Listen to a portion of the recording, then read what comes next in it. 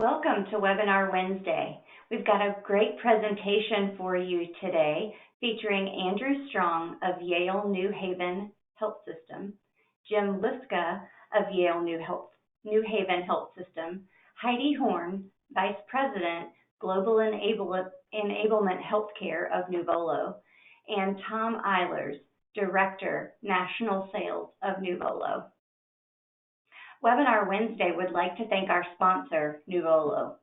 Nuvolo helps companies better manage enterprise assets using modern mobile real-time reporting and an industry-leading cloud-based platform. Visit nuvolo.com for more information.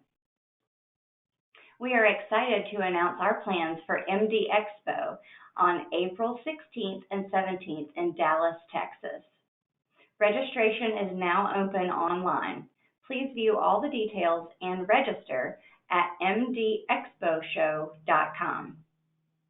Today's webinar is eligible for 1 continuing education credit from the ACI.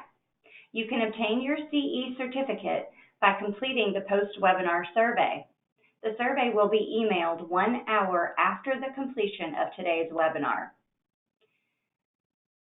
and you will be able to download the certificate directly from your computer once you submit the survey. If you have any questions, please reach us at webinar@mdpublishing.com. As I mentioned earlier, our presenters today are Andrew Strong, Jim Liska, Heidi Horn, and Tom Eilers. Heidi, you may begin whenever you are ready. Thank you. Well, welcome everyone, and thank you for participating in today's webinar. My name is Heidi Horn. I'm the VP of Product Marketing for Healthcare at Nuvolo. And just to let you all know, prior to joining Nuvolo a year and a half ago, I was the VP of Healthcare Technology Management at a 22 hospital health system and was also a Nuvolo client. I too went through the process of realizing our legacy CMMS was no longer meeting our needs and had to make the case to the Budget Approval Committee as to why we needed a new modern CMMS. Our presentation today will give you some ideas and present some templates that you can use. If anyone would like us to send you these templates or have a one-on-one discussion with us afterward, we will have our contact information at the end of this webinar. If you have questions during the presentation, please enter them in the questions box on your screen and we will answer those at the end. So, first, I'd like to introduce our other presenters today. So with me, I have James Liska, is a clinical engineer with the Yale New Haven Health System. As mentioned, he has been in the clinical engineering department since August 1985. James became a manager of clinical engineering in October of 2000, overseeing Lawrence, Memorial, and Westerly hospitals. During his tenure, James has used multiple asset management systems and has overseen the replacement of each piece of medical equipment at least twice. Andrew Strong is a graduate professional intern and full-time clinical engineer with the Yale New Haven Health System. He has been a part of the clinical engineering department since July of 2019 while completing his master's in biomedical engineering at the University of Connecticut. Prior to this role, Andrew completed his undergraduate education in biomedical engineering at the University of Rhode Island, working with the Providence VA Hospital. Andrew and Jim both led the development and deployment of their health system's Nuvolo instance, which began last year. And also, finally, from Nuvolo, Tom Eilers is the Director of Healthcare Solutions and will be sharing some tips that some of our other clients have used to successfully get their new CMMS budgets approved during this time of budget cuts. So here's our agenda for today's webinar. And now I'm going to turn it over to Jim. Hey, thank you, Heidi. So I'm Jim Liska, Manager of Clinical Engineering for Lawrence Memorial and Westerly Hospital. And today, along with Andrew, I'm representing Yale New Haven Health System in our quest to get an asset management system. So the map is showing the area, the geographical area that we're covering. And our main hospitals are Bridgeport Hospital, Greenwich Hospital, Lawrence Memorial, Milford Hospital, Westerly Hospital, and Yale New Haven Hospital. The map shows the main hospitals in the stars, so we're spread out along the eastern seaboard of Connecticut, and we do touch into Rhode Island, which does bring up some different maintenance criteria. So we need a system that was flexible. We also are showing some future state stuff, which is our Northeast Medical Group, which is our doctor's offices. And most clinical engineering departments are looking for a way to provide some kind of help and support to the doctor's office And we also do partner with the Yale School of Engineering and Yale School of Medicine. So we can go down to the next slide.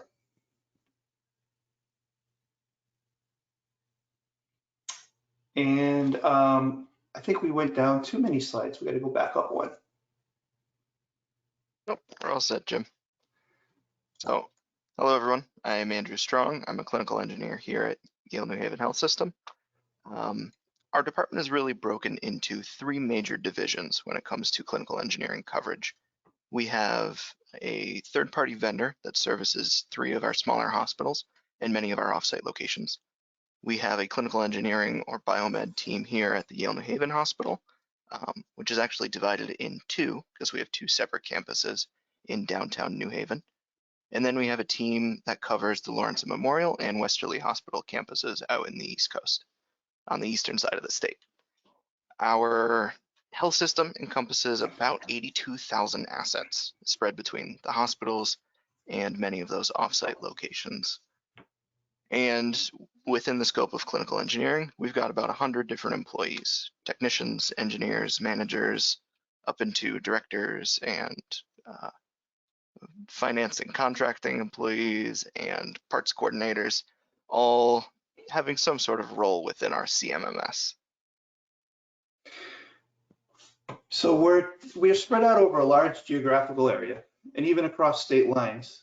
Even so, the same requirements for an asset management system can be applied to hospitals of all sizes. Hospitals have in-house staff, OEMs, and third-party vendors all maintaining equipment with records that need to be tracked. Most EE departments service the main hospital and offsites, and all hospitals are looking for a way to integrate with other service departments such as IT and engineering. These are all things that played into our seeking an asset management system.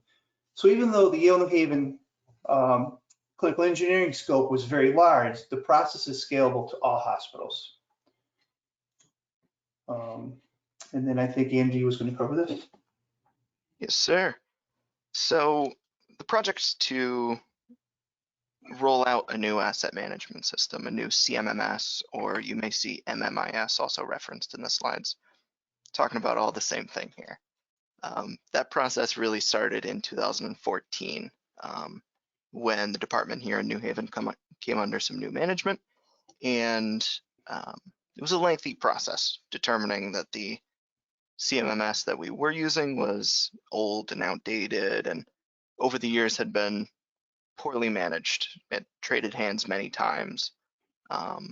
It performed the basic functions of a CMMS just fine, tracking assets, being able to create work orders, creating reports based on when devices were installed or what their annual maintenance schedule was like.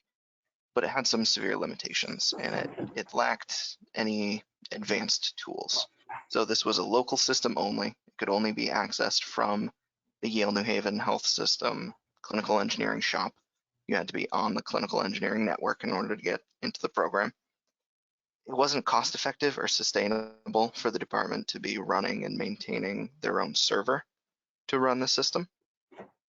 It relied a lot on free text fields for both maintenance information and asset information, like models and manufacturers and maintenance requirements. So there ended up being a lot of gaps in coverage there. You know, we can all call a Philips monitor different things, and we can reference the Philips manufacturer in many different ways. There was no way to generate graphical reports and charts. You could export the data into an Excel sheet, of course, but there was no way to get any robust graphics out of that program. And it wasn't scalable with the growing health system. It was locked down to just the Yale New Haven site, and every other hospital had their own program that they were using to track medical device data. So we had no centralized repository for this information either. Next slide. So we knew that our system was old and outdated, and so we needed to set goals for a new system. It's easy to point out that something you have isn't doing the job anymore, but you also need to identify what you want those tasks to be. How do you want it to perform? So we knew that we wanted the system that we chose to be configurable, to be flexible, and make it match our technicians' workflows. The last thing you want to do is deploy a new system and have a year or more of a learning curve for your technicians. We also wanted robust reporting tools to help us with better financial management. We wanted it to be able to integrate with other programs and services that both our IT teams and our facilities teams might be using. We would prefer a cloud-based application so we could access the system anywhere, whether it be from a mobile device or tablets in or out of the hospital, and our desktop computers in the shop. And like I said, we wanted something that was eventually compatible with mobile devices. Next slide. This is where it comes to budget approval.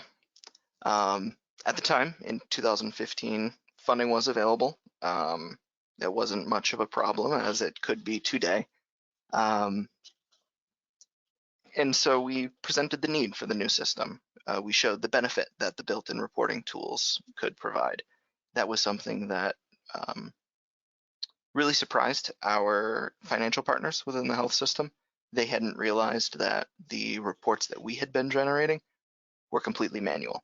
Everything exported from the system and then manually manipulated in Excel or another presentation tool. And really in that budget approval, we focused on compliance, our long-term budget, being able to use the data for department benchmarking long-term. There are some great tools published by Amy for department benchmarking. And then standardization of our processes. One of the things that I tell a lot of people is that the CMMS is basically the backbone of your clinical engineering department and their operations. So if you switch to a new CMMS, that gives you an opportunity to kind of hit the reset button, reevaluate your processes, reevaluate how your departments operate and how they interface with both their medical devices and your clinical end users. After a short approval period, our Vice President of IT approved the project and we made the transition to a new cloud-based CMMS.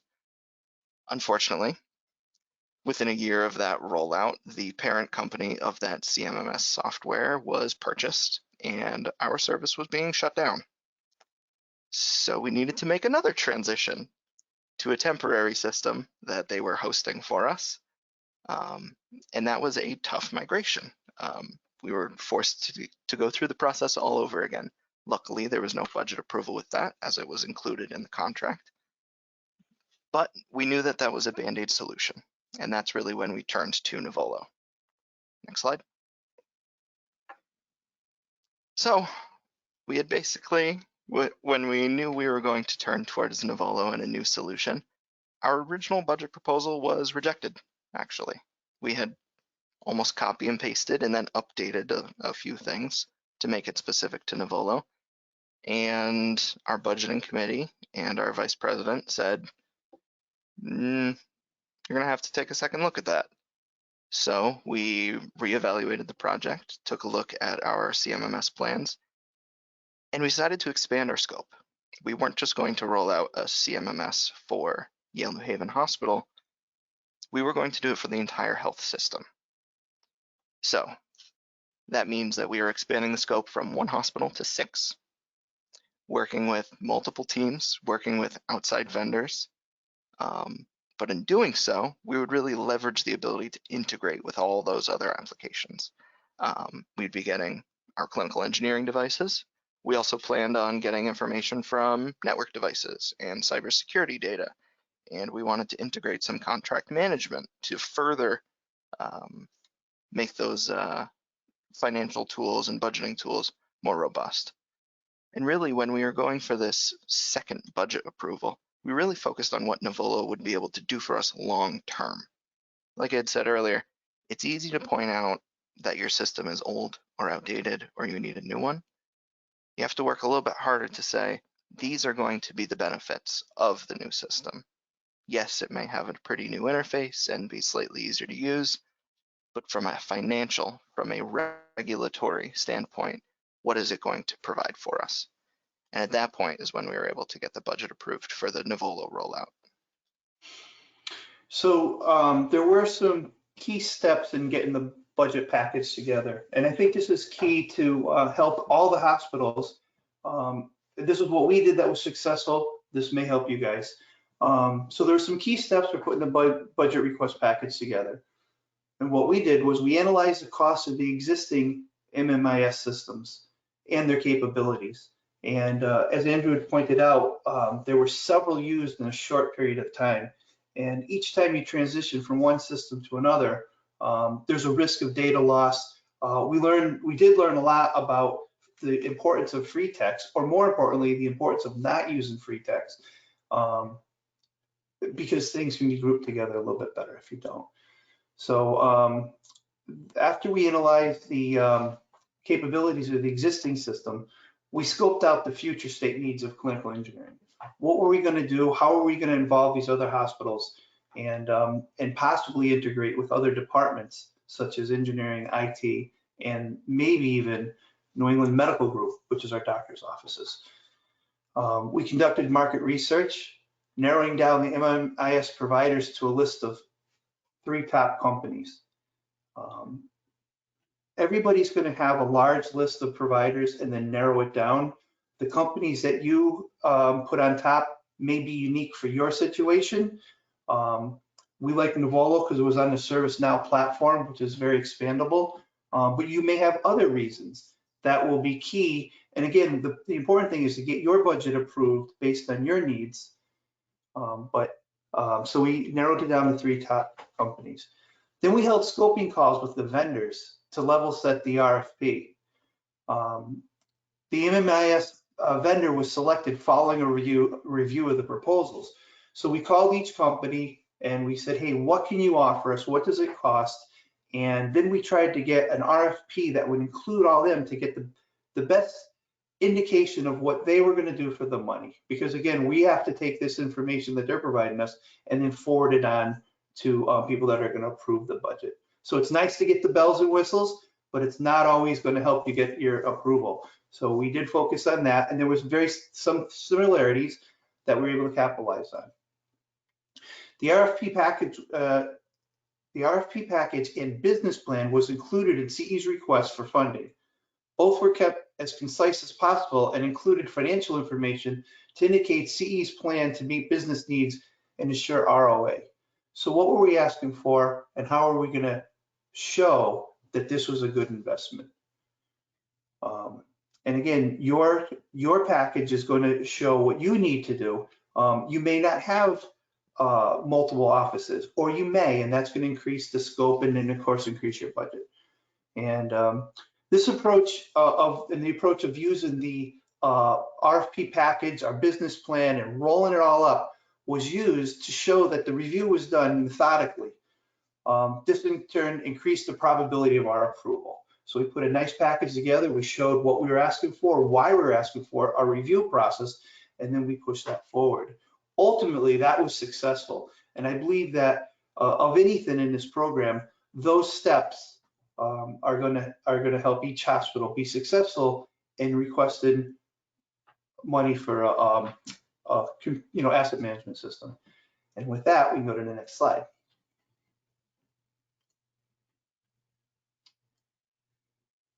So, the Nuvolo rollout, we're dealing with a lot of outside factors, and one of the things that came up is Nuvolo proposed a 12-month rollout period. So we put our package in, it was approved. We had selected Nuvolo. We said, Nuvolo, what's it going to take? Nuvolo staff, very helpful, said, you know what, we're going to do this. We're going to do a 12-month rollout, and here's how we're going to do it. So we felt like we were well supported. Unfortunately, as Andrew had said earlier, we had a temporary MMIS system, and that had a drop dead date of May. So we had to go from a 12-month period to a 6-month period. And then if you remember our timeline, right around late spring, depending on your area, COVID hit. And we couldn't have on-site support. Everything was remote. It was hard for even the different hospitals to get together. So we were able to get a little extension on our temporary MMIS system, but we were forced to shrink the implementation down to 3 months. So imagine this: you get approval, you have this 12-month rollout plan, and then the temporary company that you had, because one hospital, one system bought another, gives you a deadline. And then that deadline is further shorted by COVID. So those are some of the things we faced.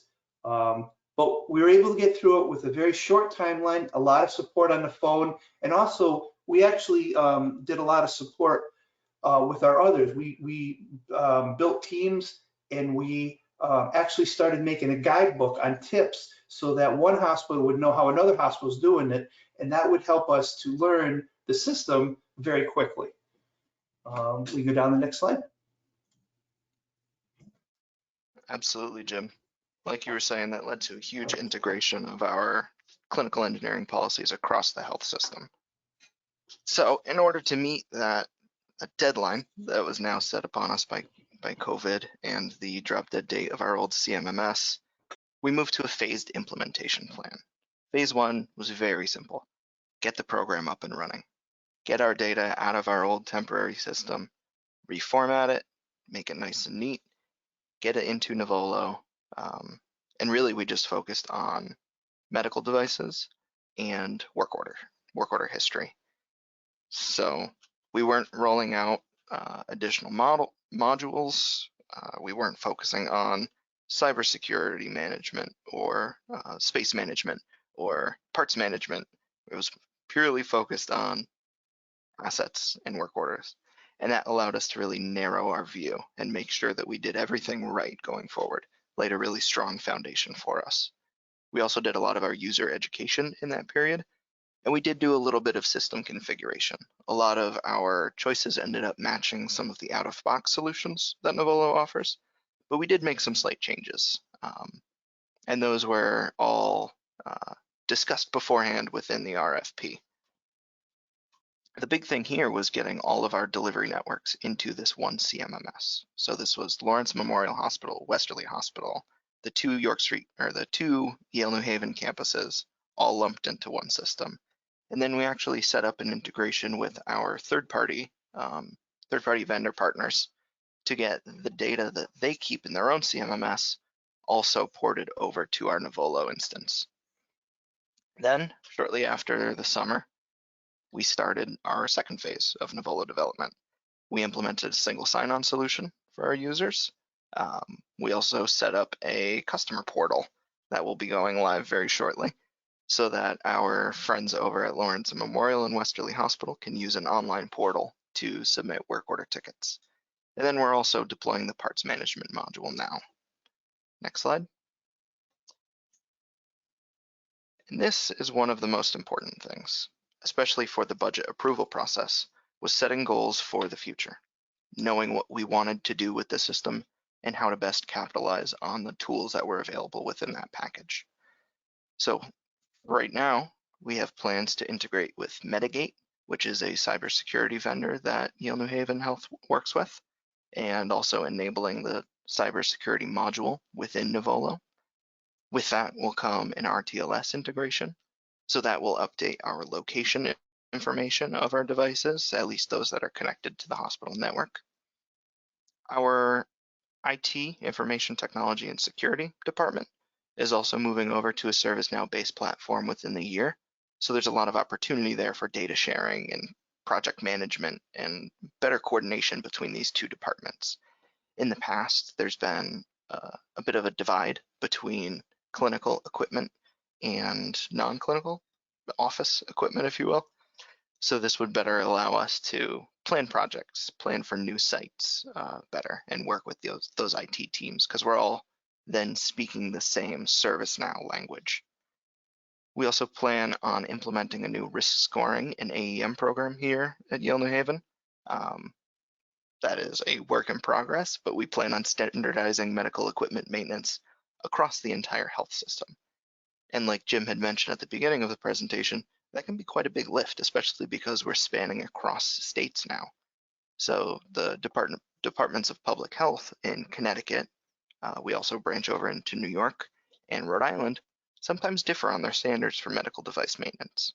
So we need to keep that in mind while we develop these AEM rules and risk scoring tools.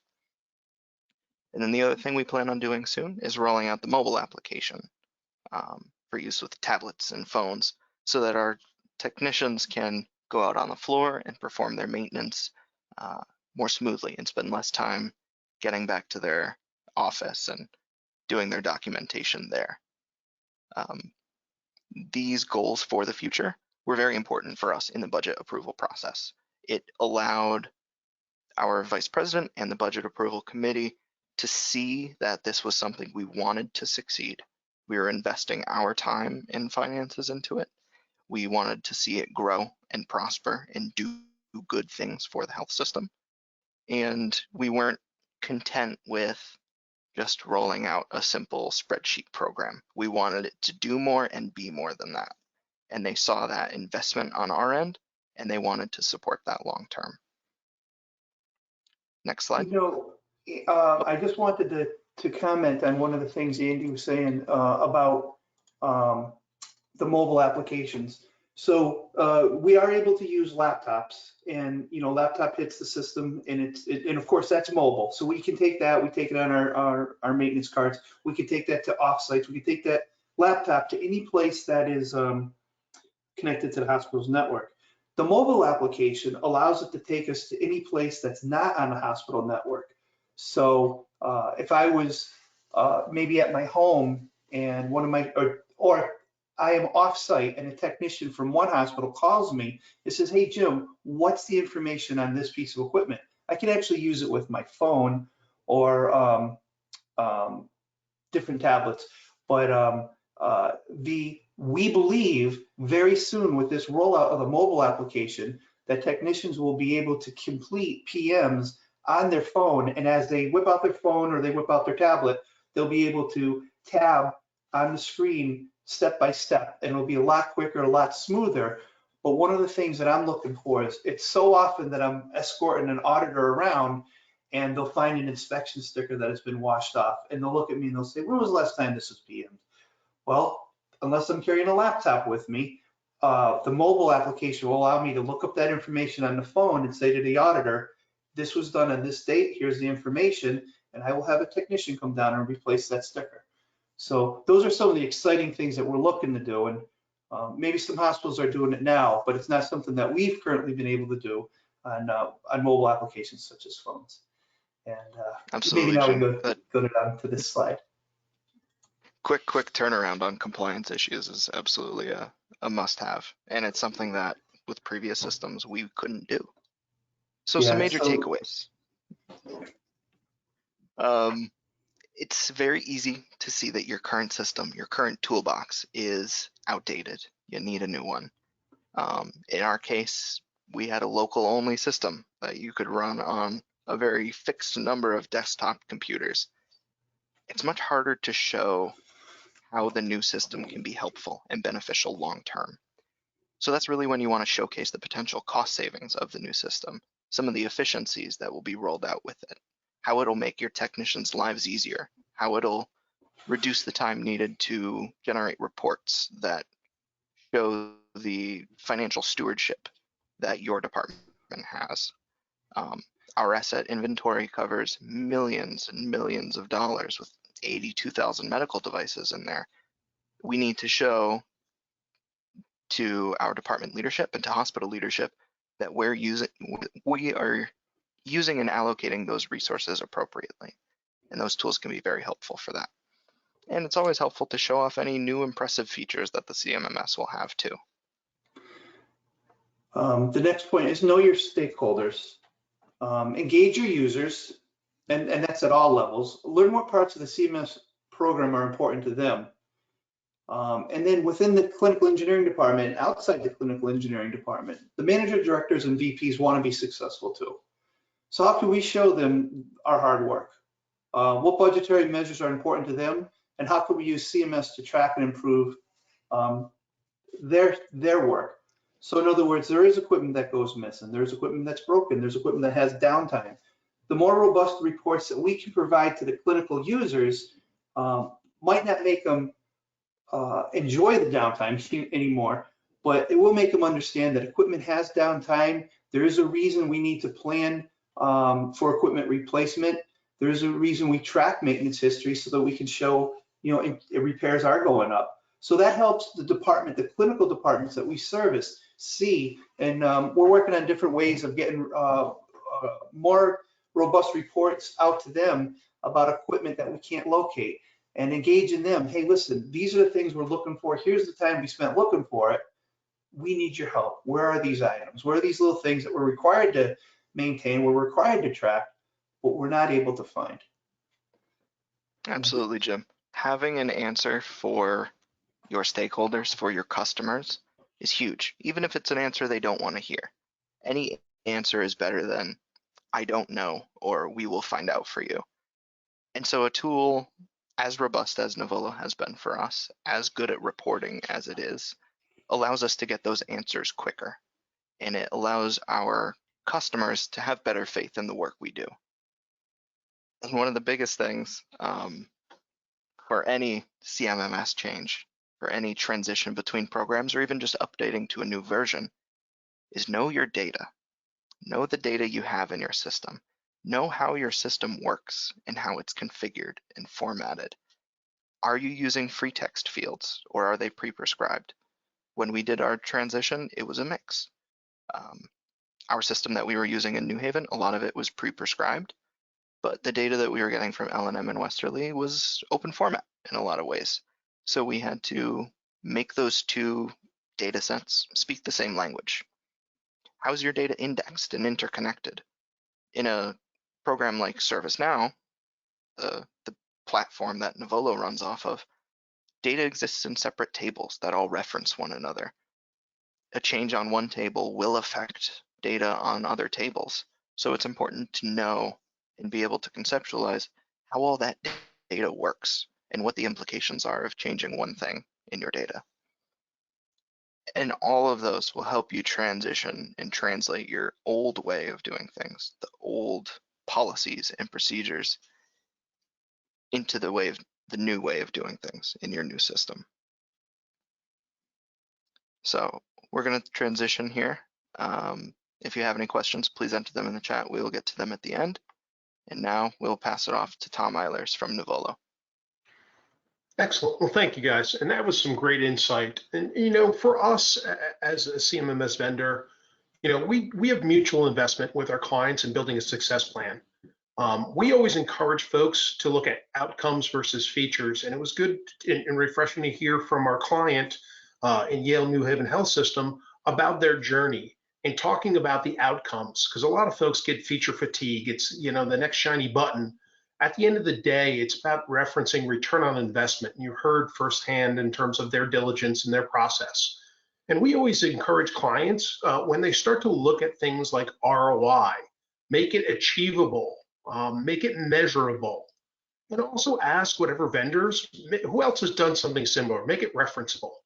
Those sound simplistic, but you'd be surprised in how many conversations that folks can't actually reference that. And for us, it's about a partnership.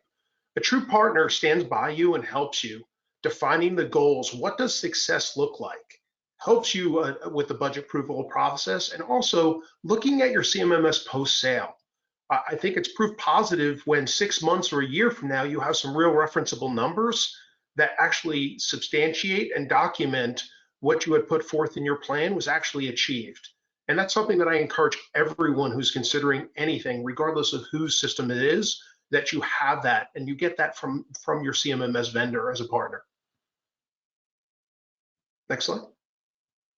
You know, when we start talking about the key areas of focus and measuring value and ROI, there are some common areas that we will focus in on in consulting with our clients. Some of that includes part standardization and purchasing. And in many cases, legacy CMMSs didn't have the wherewithal or the capabilities to track some of these things. And these are the analytics that really drive value and cost savings. There's equipment uptime and availability.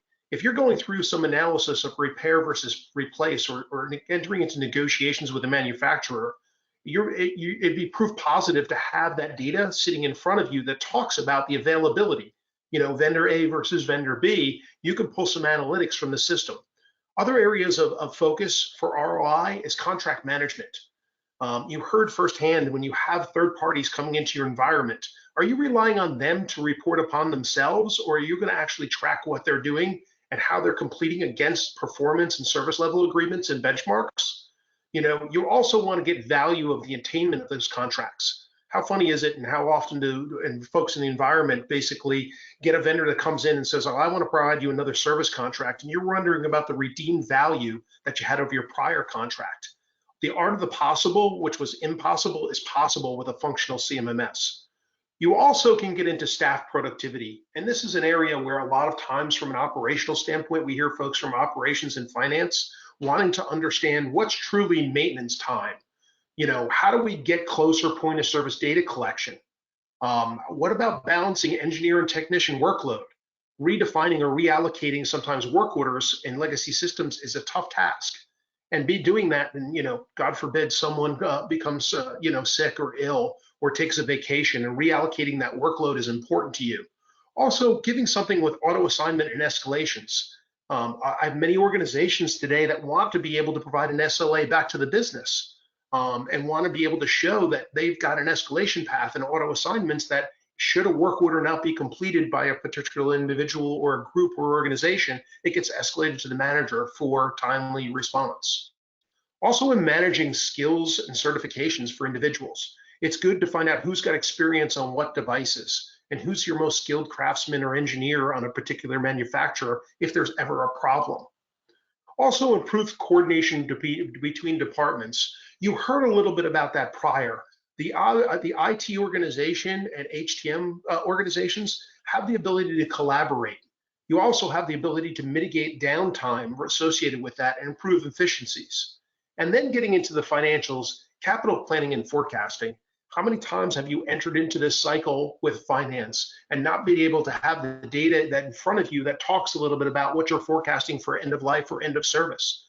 Or doing a repair versus replace analysis because of the fact that you have one problematic manufacturer that you want to get out of the inventory, or talk about a replacement is because of the cost of service.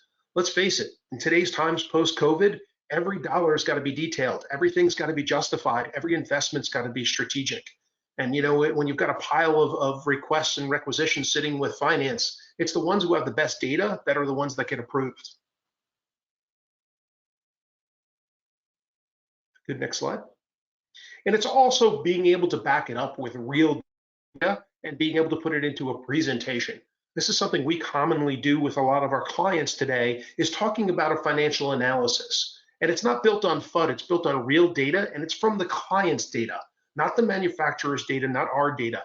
Industry benchmarks and payback and cost of capital is critically important, and being able to speak that vernacular from a business perspective and finance perspective is important. And whomever you choose, have a summary calculator in a presentation. Because in many cases, when you start talking about potential cost savings, being able to have the benchmark downstream, say 6 months from now, that you can provide proof positive with some real data. And by the way, that system data better be able to be generated from your CMMS with pretty good accuracy and also without a lot of complexity. Next slide.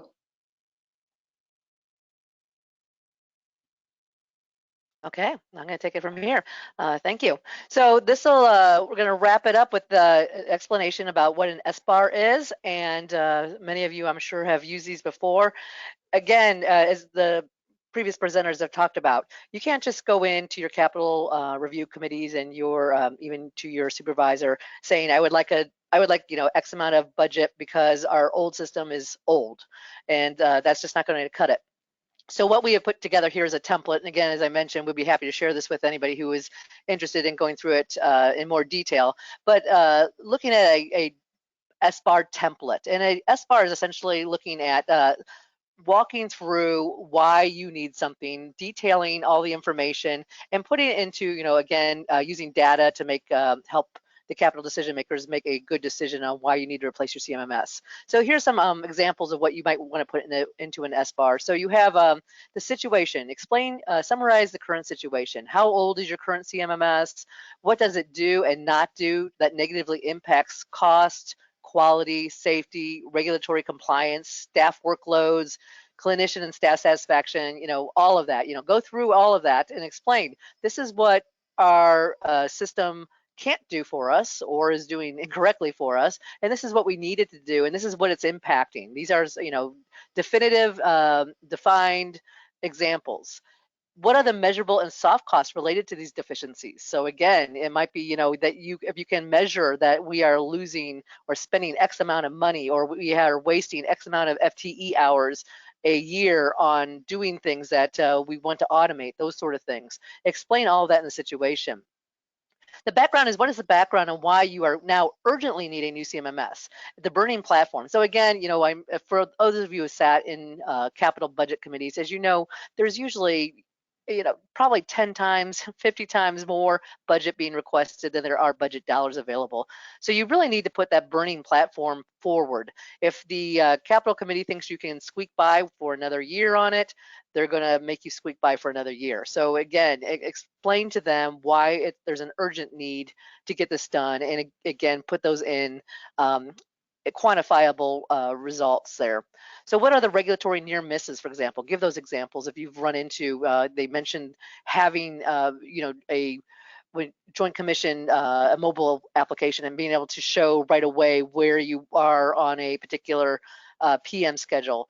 Talk about those examples. Growing risks that can no longer be ignored. For example, OT security is a huge one that we're hearing from a lot of clients, that they can no longer just say, well, we have this, we're band-aiding it, but we're just we're at a high risk at this point in time. Patient safety issue, was there one? Clinician satisfaction, for example, did a clinician place a service request that did not get answered and was lost in the process, and therefore there was some satisfaction issues or even patient safety problems? Were there missed cost savings opportunities? List them all, again, explain what that background is. And then obviously perform a detailed assessment, explain what the new CMMS will be able to do that will resolve the issues you previously identified, detail the costs, outlining which is capital, what is the one-time expense, any annual expenses, so that the committee understands what those are, and then use measurable metrics to show anticipated improvements in performance. And that's what we've talked about throughout this presentation. So what is your ROI? What improvements will you see in productivity, because some things are automated that before you were spending a lot of time doing manually? Satisfaction improvement that you expect, equipment downtime that you expect, because you're able to do a lot of things faster and not spend as much time trying to troubleshoot and coordinate between departments. All of those, again, put those in your assessment. And then finally, your recommendations. Summarize your recommendations and budget requests for the new CMMS and the need for immediate approval.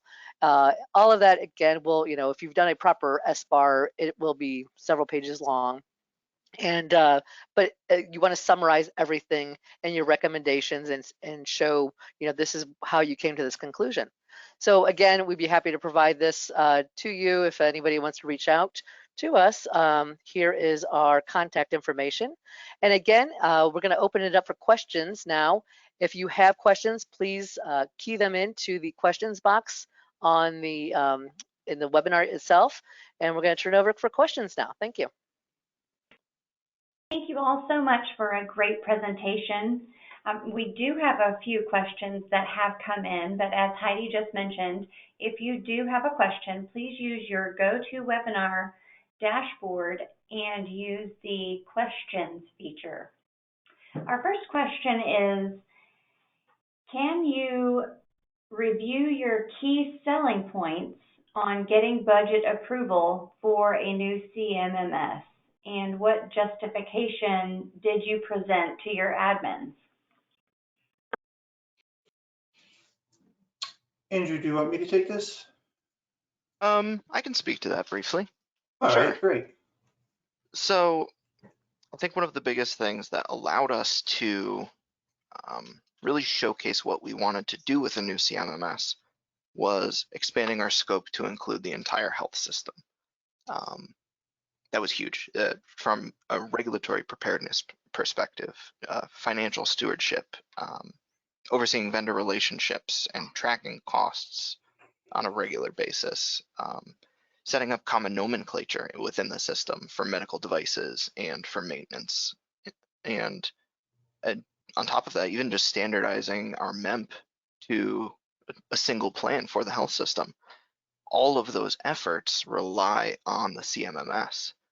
So we could tell our budget approval committee and our vice president from every aspect of clinical engineering, everything we do to ensure patient safety with our medical devices is going to go through this CMMS. And like I said at the beginning, it essentially allowed us to hit the reset button on a lot of our department policies and procedures.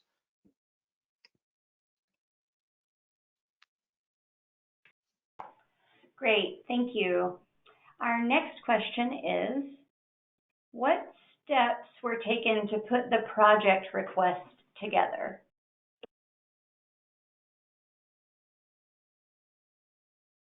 You have that one, Jim?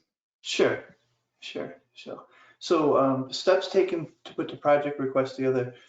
Well, the deliverables regarding the Nuvolo modules were intentionally limited to asset and work orders. We had a compressed timeline, and so we focused on what we could give her, what we could do, assets and work orders. The next stages will focus on cost control, such as parts management and service contracts. And we're starting to roll out parts management now. And then we're going to, our next step after that is going to be automating monthly reports. So a lot of the routine things, equipment that could not be located, automate that, send it out to the department managers. Our EOC reports. So we were, like I said, we kept our focus nice and concise, what we can deliver, and then we gave futures of what we can roll out. And that's it. All right, our next question is, what deliverables were promised for your Nuvolo rollout?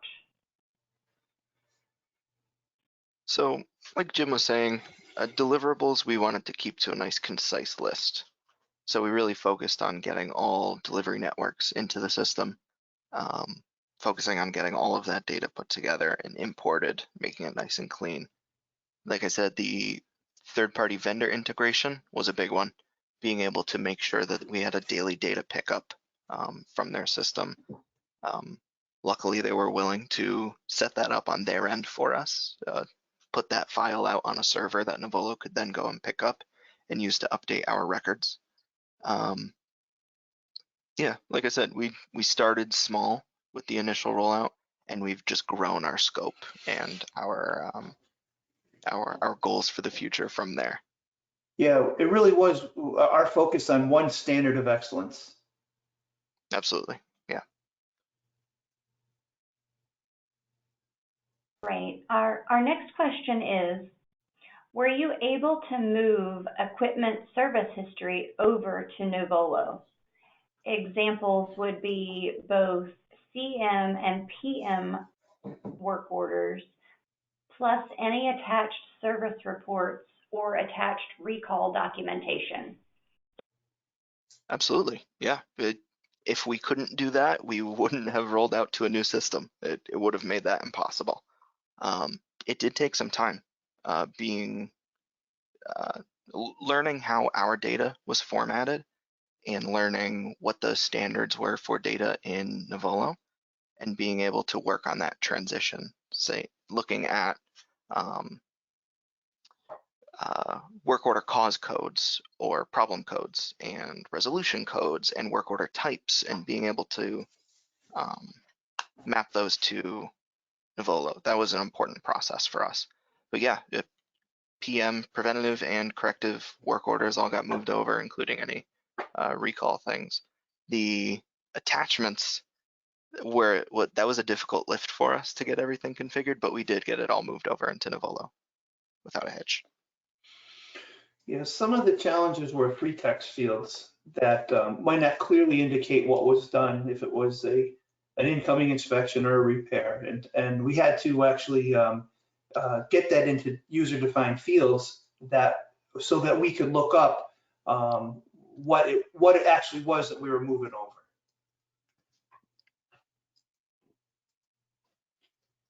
Great. Okay, our next question is, did you ever integrate this solution with SAP?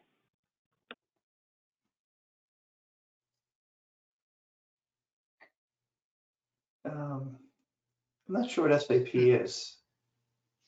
That would probably be a no I'm then. not sure. Yeah, that is an ERP is what that is. So I can't remember what you guys use, but we do integrate with SAP. Yes, we've got a long history of integrating with ERP systems, both from everything from the newer generation ones all the way through to like Workday, through some of the legacy Lawson systems, etc. It is a common integration point for us. However, it's always good to understand exactly what the goals and objectives are by integrating with ERP, because you can make that very complex. And if you don't have that today, sometimes starting off small with something achievable is a lot better positioned for success early on than the complexities of doing a complete closed loop purchase order, close out, punch out, etc. Because in many cases, it pushes the boundaries of a lot of folks' processes. And if you don't have a defined process and you're going for success, a lot of times you can wrangle for months trying to figure out what that's going to be and who's the tail and who's the dog and who gets to wag who.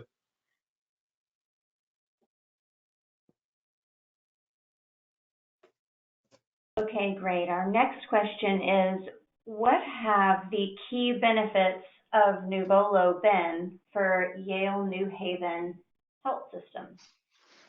Yeah, sure. So first and foremost, having a single system. That's an incredible benefit. A single source of truth for all of our medical device information is, back in 2014 when the health system was thinking of rolling out a new CMMS to just New Haven, that was a pie in the sky dream. At this point, we are well down that road to creating this single source of truth for medical device info, cybersecurity info, real-time location of these devices. Setting those goals for ourselves was really important, and it's been a huge benefit for us. Second is just the reporting tools that we have access to now. They're miles above anything we had in the past. And since we were able to keep our scope fairly small when we were rolling out the program, we were just doing assets and work orders. We could really get in deep and learn those processes and really flush things out. And now that we're stable in the system, we can expand Novolo's scope, looking at contracts and parts and service requests. So we really expand that functionality as we go, rather than biting off more we could chew really early on.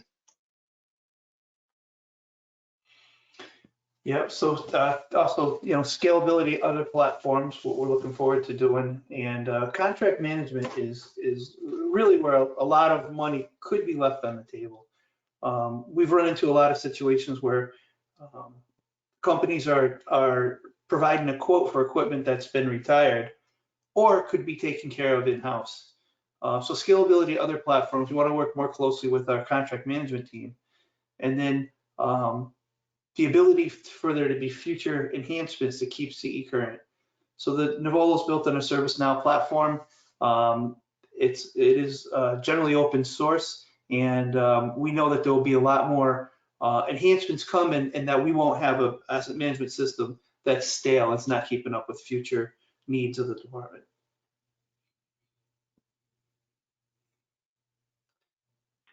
All right, our next question is, given the day-to-day workload in the COVID environment, how did you manage allocating resources to CMMS implementation? Was that part of your request?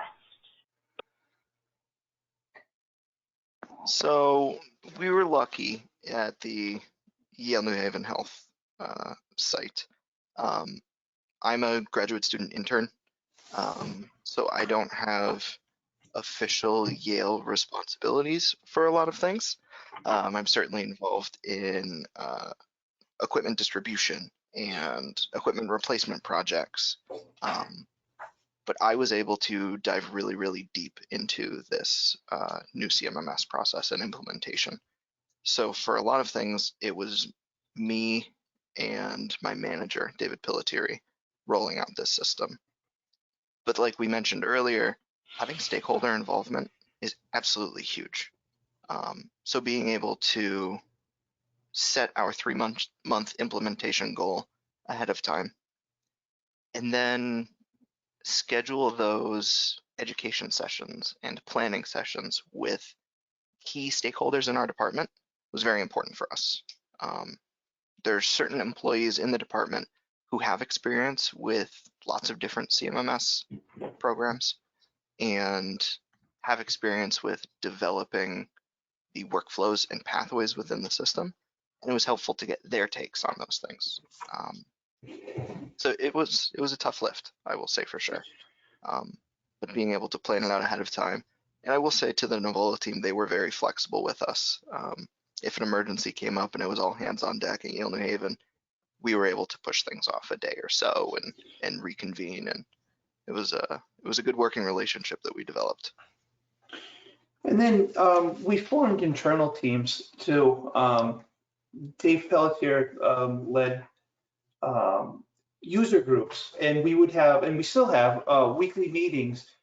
So the hospitals at Lawrence Memorial and Westerly were all part of the Yale system, but we had used a different platform. So some of the terms were unfamiliar to us, and a lot of our data was free text, and it didn't transfer over.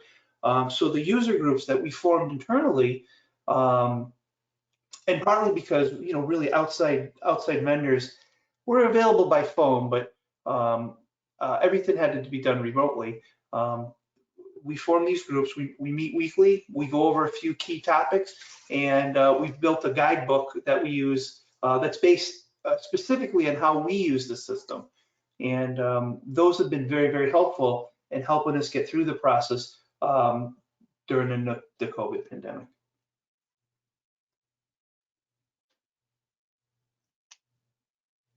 Thank you all, Andrew, Jim, Tom, and Heidi for a great presentation. I would like to encourage everyone to visit today's sponsor to learn more about the products they provide to our industry. Please visit Nuvolo.com. A quick reminder to our audience that you can obtain your continuing education certificate by completing the post-webinar survey. The survey will be emailed 1 hour after the completion of today's webinar. You must complete the survey to receive your 1 CE credit from the ACI, and you will be able to download the certificate directly from your computer once the survey is submitted. If you have any questions, you can reach us at webinar@mdpublishing.com. We will be back next week for another great webinar. Please visit webinarwednesday.live for a calendar of upcoming webinars or to access our on-demand education and podcasts. We will see you next week.